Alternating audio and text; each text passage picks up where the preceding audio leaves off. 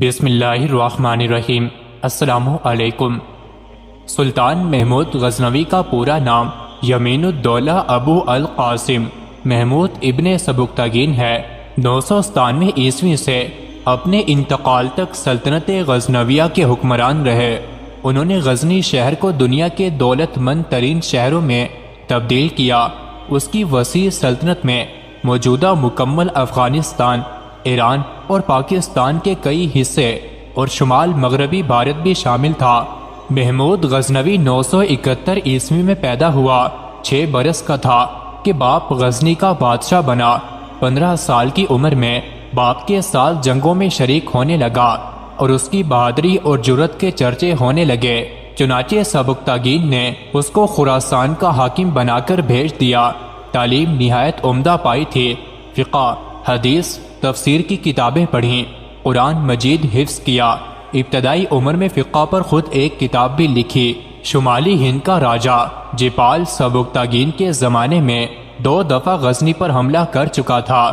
جب محمود 26 سال کی عمر میں باپ کا جانشین بنا تو جیپال نے تیسری دفعہ حملہ کر دیا۔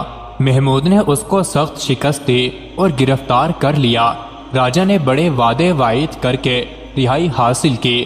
محمود غزنوی ایک سپہ سالار اور فاتح کی حیثیت ہی سے نہیں بلکہ علم و فن کی سرپرستی کے اعتبار سے بے نظیر حکمران تھا۔ بڑے بڑے عالم اور شاعر اس کے دربار میں موجود تھے۔ فردوسی کی سرپرستی کر کے اس نے شاہنامے کی تکمیل کرائی۔ غزنی میں بڑے بڑے مدرسے قائم کیے۔ اہل علم کی امداد پر لاکھوں روپیہ سالانہ صرف کرتا۔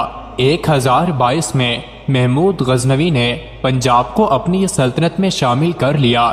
برے صغیر میں ہندوؤں کے غرور کی علامت سومناتھ کے مندر کو 1026 میں فتح کر کے اس خطے میں اسلام کی پہلی اینٹ رکھی۔ ہندو برہمنوں نے محمود غزنوی سے درخواست کی کہ اس بت کی حفاظت کرے جس کے عوض اسے بہت زیادہ دولت دی جائے گی، تو اس نے یہ کہہ کر درخواست ٹھکرا دی کہ وہ بت شکن ہے، بت فروش نہیں۔ سلطان محمود غزنوی نے 1030 میں 59 سال کی عمر میں وفات پائی۔ 1974 عیسوی میں غزنوی شہر میں زلزلہ آیا جہاں سلطان محمود غزنوی کی قبر تھی۔